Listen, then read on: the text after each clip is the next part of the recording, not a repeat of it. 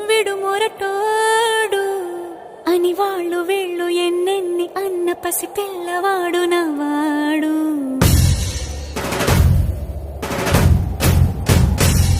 విడు ముండోడు అని ఊరు వాడ అనుకున్న గాని మహారాజు నాకు నవ్వాడు.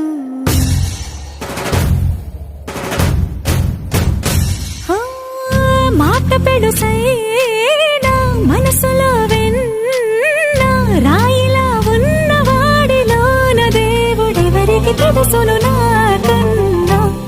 సూసేకి అగ్గిరవ్వ మాదిరే ఉంటా